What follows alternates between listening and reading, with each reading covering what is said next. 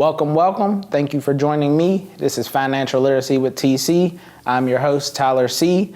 I want to thank you for joining me. As always, like I say, you could have been listening to any other podcast in the world, but you chose to listen to mine. So I want to thank you guys because we have a special guest today, Brother Marlon. He is a Pittsburgh legend. He's one of the biggest names on W.A.M.O's personalities, and he's joining me to have a conversation. We're going to continue where we left off on episode 3 when we discussed being an entrepreneur and being a small business owner while working a 9 to 5. And then we're going to segue into the root of financial decisions. Brother Marlon comes with a ton of experience in media, and he's going to bring some of that experience to us and educate us on financial literacy as it pertains to media and just being a business owner and also working a 9 to 5. All right, Brother Marlon, man, I appreciate you sitting down with me, man. Absolutely. Thanks for having me. Yeah, I won't lie. You're a little intimidating. Oh, man, no, hold up. But you had me on After Touch. I'm supposed to follow him. Right. That's yeah, but honestly, man, it just felt right having you right after him. You guys go way back. Absolutely. And just based on the relationship you guys had, coming from the same place in life, really, where we're juggling families. Yes. You're a big personality in Pittsburgh. When you were introducing me, I was like, who else is here? Somebody else coming on today? Right. Appreciate all that, man. Oh, yeah. And I was like, man, he would be a perfect person to have another conversation about just juggling all the different things that you do. I had the pleasure of meeting your wife, your children. You just juggle so many different roles. And just how do you still thrive and, just for a personal standpoint, I know you do it with such a willing heart, such a smile on your face, and I can imagine it's not easy to juggle everything that you do and still be a great family man. Yeah, it's not easy, but I love what I do. Okay. And I love my family, so right. A lot of what I do is for them. Right. So it makes it kind of easy on that part. But, for sure. Just juggling, it's really hard. Oh yeah. Like you said, holding down a 9 to 5. Right. You know what I mean? Making sure everything in all the different places is right. Right. I couldn't do it on my wife. She makes sure that she's reminded, hey, you got this today. So right. A lot of that is a support team around me. For sure, and that's been a frequent concept when we talk about how we juggle multiple roles and multiple jobs and everything we do. Because I'm recently married. I know you've been married for a while, so I'm learning that aspect as well. So after you decide, because obviously you have a media company, yes. Marley Communications, correct? Right. Okay, and you decide you have to prioritize each one. Where does that fall in line as far as financial literacy for you? Because let's be honest, running the business takes financial decisions. Yes. Running your household, financial decisions. Absolutely. And then everything what you do with your job, financial decisions. If there's a way you prioritize each one, how do you typically, go about that process? We've learned a lot along the way. We made a lot of mistakes. Right. Just be honest with you. Right. Yeah, learning how to handle your finances. Okay. And not just the business finances, but your personal first. You right. know what I mean? And then the business, and then the two together. Right. And not mixing the two between, you know what I mean? Right, so, exactly. Yeah. It takes a lot of discipline. For sure. And, for small business owners, you're doing the work. Yep. Then you got to do the books, yep. You got to do the contracts, yep. and everything like that. You got to find the work. Right. You got to do the work.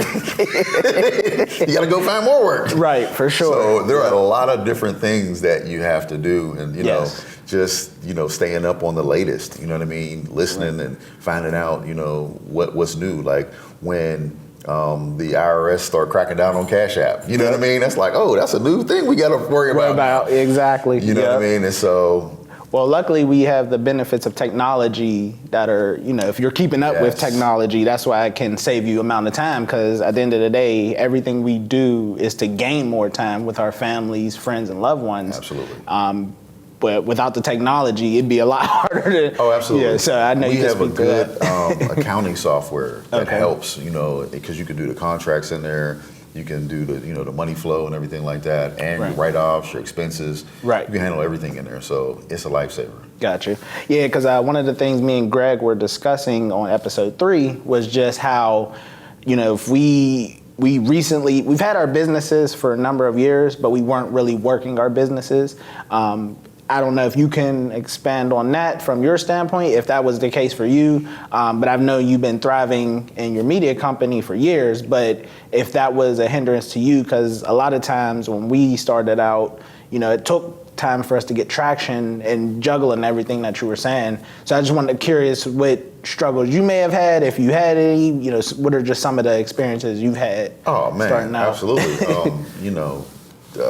Doing contracts was a big issue, that's how I found the accounting software, because I was like, I need to be able to send out an invoice, you know what I mean? Because I was doing them by hand in Excel. Gotcha. And keeping up with the numbers. All right, what number invoice is this? I don't know. I just did, you know what I mean? And the way to keep it automated, and you know what I mean? It was a lot of handwork. Same thing with contracts. It was a lot of handwork keeping up. And now the system does most of the work for you. Yep. So learning that process, even down to your expenses and write-offs. I didn't know what that was. Right. I was just, doing stuff. Exactly. And then we had an accountant, and she was like, "Oh no, you can write this off." I was like, "For real?" Yep. Oh my goodness. So we lost a lot of money years prior not having those write-offs, which are very important for business owners. For sure. And truth be told, that's why I'm so excited about where we live in Pittsburgh, because the resources are being more vast. Entrepreneurs are popping up left and right. Absolutely. There's different organizations, nonprofits teaching these methods, so that way when people start a business, if they ask the right questions and look for the right resources, they can get some of these mistakes taken care of before they even happen. Exactly, and you'll be ahead of the game. For sure. Absolutely. For sure.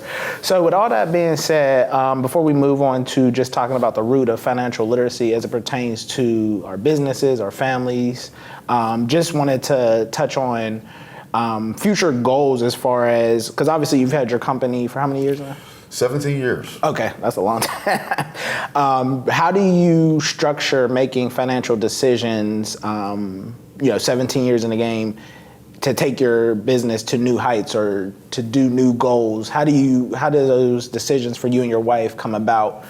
Is it just based off, things that happen in your guys' individual lives, or do you foresee, hey, in 5 years, 10 years, we want to be here, here, and here? Just what does that look like for you? I think one thing that I'm recognizing is the business it started because I had a gift and an ability. Right. And so that's how the business started. Right. But at the same time, I realized that if something were to happen to me, then there goes the business. Right. So I want to start looking at what is something that I can hand to my sons. Now, they could still take over the media company if they wanted to. Right. However, a business, and I've been talking to you about this offline, passive income, you know what I mean? For sure. Trying to find a business that people need and want and are looking for. Right. And so that's what I'm thinking more towards, something that can work while I'm working somewhere else. Exactly. You know what I mean? Yeah. And so those are the types of goals that I have in mind today, because I just celebrated 50 a couple months ago. Yeah. And so I'm realizing that the work and the grind that I have now, 5 years from now, I'm not going to be able to put it in at that same level, even though I work hard and I don't feel myself slowing down, but you never know what life is going to bring. For sure. And so it's about thinking ahead, working smarter and not harder. Right. And so those where those goals come from. We had a need, for transportation for the business. Okay. And so it was like, okay, we need to figure this out. And so we put a plan together and it made it happen. And so, just thinking like that, what would help us run more efficiently and better? Renting vehicles sometimes, when in my case, when you got a big equipment, you got to get trucks and vans and all that kind of stuff. Right. It works, but at some point, is that an expense that doesn't make sense? For sure. Is that a convenience that, you can streamline a little bit better? Right. So coming up with goals to better, so that the business will run better. Right. Those are the things that I think about. I gotcha. And it's funny you say that, because a lot of times when I do an episode, a lot of it translates to a previous episode I've already did, because what you just talked on about goals and setting, future endeavors, starts with budgeting. Absolutely. Absolutely. And me and my wife just did, for sure. Going out, and what can we do? Yep. And how can we set some aside to get there? And yeah, because episode 2 was me and my wife talking about budgeting while married. So while we won't dive into that, that was interesting. Yeah, but I just love how it comes full circle, which is why I enjoy doing this podcast, because everything is revolving door when it comes to financial literacy. Absolutely. So with that being said, we're going to jump into financial literacy and the root of how we come to make those decisions. One of the reasons I wanted to have this topic with you is because, just the vast number of years you've been doing the business, family man, man of God, and just all the years that you've poured into what you do. I was like, man, he probably has a lot of things to factor in when he makes financial decisions when it comes to his family, his business. And I know one of the things for me as a newly entrepreneur, say about 3 years now, I've been working my business. A lot of times I make a decision and I don't consider every aspect that involves that decision. For example, I just bought a life insurance policy for me and my wife, but I haven't thought of how to protect myself from a business standpoint. So when it comes to, I'm 34 years old, I haven't structured my business to, like you said, to leave to, I don't have any kids yet, but so those are things I don't want to wait till, the kids are here. I already want to have those things already mapped out. Like, again, I'm a notary. So when I go to do a stamp, that doesn't translate to my children. Right. So I have to find different services and different ways that I can provide my business to my clients. And now that I'm getting older, I have to start thinking about how I'm gonna structure it. So a lot of those decisions you just touched on, starts from a problem you have to recognize, where you're at in life, age. So if you can just kind of just speak on some of the decisions you have to make when you start talking about family, loved ones, 5 years, 10 years from now, from a personal standpoint and then from a business standpoint. Absolutely. Life insurance is definitely one of those things because, from a family standpoint, my mom just passed. Yes, my condolences. So, thank you. And so looking at the blueprint that she left, she had insurance for me. She also had insurance for the family, what I mean? Yeah. Policy on us. But and a lot of times people don't. Exactly. But it's a small, just a little seed something, for sure. what I mean? And so for my wife and I, we have to think about, okay, something happens to you, something happens to me. Right. How are we gonna move? You know what I mean? We got money to take care of the funeral part. Right. But I had to even think about it like this. My wife and I made a decision when my Ephraim, he's 16, just turned 16. Yeah. When he was going to kindergarten or going to first grade. Right. She wanted to stay home. She wanted to help, him with his education and get through school. Yes. We recognized some challenges that he had. And so she wanted to do that. So we homeschooled he and my youngest son. Right. And so with that, then she doesn't have money that she's putting into Social Security or anything like that. Right. So we got to figure out how to offset that. Right. You know what I mean? So those are some decisions that, things that we've been looking into, the things that, we can make happen. For sure. Even from a life insurance standpoint. Right. You know what I mean? So that she's fine if something happens to me. Right. And so, that, and then even, insurance for the business. That's another thing that, a lot of people don't think of. Liability, equipment. For sure. Pay too much money for something to happen and you're just like, oh man, I'm without. Right. Because those are tools that you need and you're used to having in order to keep the business going. And so you need to be able to take care of that. Or if something happens, the accident unforeseen that you had, right. You got to be able to do it. You don't want somebody coming after you, suing you. So for sure. To have that insurance, that peace of mind from a business standpoint. Yep. Those are some things. Yep. And what I love about that is you hit on it from a standpoint of where you're at in your life. And a lot of times, so I work with the youth. So we're talking financial literacy for kids that are just 16, 17, 18, 19, and they don't have pretty much anything to their name yet, just getting jobs. And a lot of times when we're that young, we feel like, absolutely, don't got to worry about any of that. I got right. many years to make money, do what I want to do. And these are things I've heard from some of the youth's mouth. And then it's that mindset that, you know, my podcast and then other resources out there that, you know, I want to address so that way they understand, yeah, that is not always the case because tomorrow is not promised. Right. And, you know, just having that thought process of saving and doing things right with your money is really the whole premise behind why I wanted to do this podcast. Sure. And just speaking to that, I know recently I had the honor and pleasure to meet your boys, well-raised boys, and I saw you guys really pouring into them, giving them their first bank accounts and allowing them to, you know, understand what that looks like. So I'm curious just what conversations with them have been like, and just because I'll toot your horn for you. You guys are off to a great start from what I've witnessed, getting your boys on the right track to learn about money and financial literacy. Thank you. So we, and I, again, because I'm working all the time, I even want to try to take credit for for sure. My wife is holding things down right. on the home front. For sure. So even, you know, getting them up to speed, you know what I mean, with chores and cooking and cleaning and all that stuff, you know what I mean? Yes. She's definitely on that. Prayer, Bible study, all that stuff. Oh, man. But even on the financial side with checking accounts and everything like that. Now, I handle our stuff, you know what I mean? And good thing we got technology because sure. I'm on the move and I'm, you know, looking and everything. But right. for them to know what a check, you know, is, what a checking account is, what a savings account is, right. how you reconcile, you know what I mean, how right. to balance, how to, you know what I mean, not just, oh, we got a card, let me just go swipe it, you know what I mean? Right. You know what I mean? You got to admit it first. For sure. You know what I mean? Yeah. The importance of saving, you know, right. all those things. The things that we're doing, she definitely, you know, makes sure that's, and I reinforce it. Oh, for sure.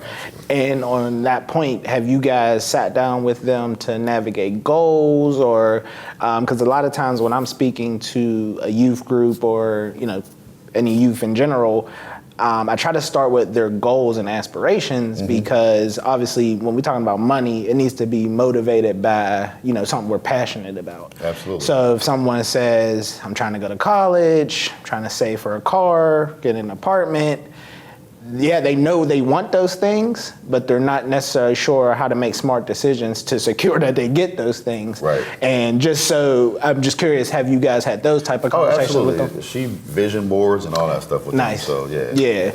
And the truth be told, that is to me, there's no perfect way to, you know, map out your plans and goals and visions, but to have it, that visual board, something to really be able to look at and say, oh, this is obtainable, and then strategize is really going to be key. So from the standpoint of the root of financial literacy, I typically think that starts with how we were brought up, whether we got any of that knowledge or we just, you know, picked it up.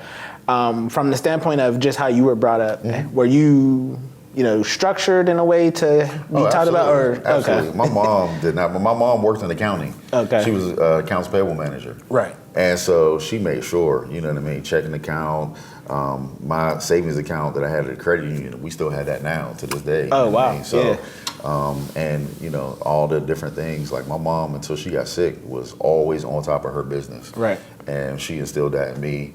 And I'm trying to continue it on. For sure. Made mistakes along the way, because right. you hard-headed. You think, oh, I know it. I got my first credit card. I didn't know what I was doing, right. because I wasn't listening. Right, for sure. But she definitely made sure that I at least had the information there. And that's awesome because I'll say I knew a little bit growing up, but it wasn't enough to steer me from making mistakes. Oh, absolutely. And, you know, everybody's situation is different. So there's a lot of different factors that we can't, you know, anticipate that either prevent us from getting the information or, you know, it's just not accessible to us. And with that being said, what were some of the things that what happened in your life that made it click for you outside of, you know, having your mom, where like, oh, I'm gonna start making these decisions with savings or just making these decisions with budgeting? Like, was there something that you can like say clicked for you to make you, you know, just be, for lack of a better word, disciplined with some of the decisions you were making? Because I'll be honest, for me, it really maybe like 5-6 years ago is where that clicked for me. And I'm 34, so and for me, I think it's just something that if you're not disciplined in your early 20s as a teenager, which most aren't. Absolutely. There's something that probably has to click for you to start taking the things you want more seriously to be better disciplined. I'll give you a real transparent moment. It's honest to God's truth. My wife and I were newly married like year 1, 2, something like that. Yeah. And I was terrible with finances. Okay. And so she handled it. Okay. But there was a part of me that was feeling like, you supposed to be doing it. You know what I mean? And so I just, after a certain point, I started to certain things just started to click. Okay. And I was like, all right. And I remember, she would tell me at certain points, she was like, you always want to make sure that the house and everything is taken care of first. Right. And I was like, okay, I got it. Okay. And went from that point on, you know what I mean? I made decisions based upon that. Okay. Now again, my mom would be mad because she's like, "Well, I told you all that," you know what I mean? But as I tell my wife, because my wife gets mad, same thing, she'll say something and it doesn't come. But as I told her, look, some sow, some water, but God adds the increase. Just be happy that the increase happened. You know what I mean? For sure. Yep. Don't matter who was the one that finally made it click. For sure. You sowed the seed. Right. For sure. So. And a lot of times it's not always the closest person to you that. Absolutely.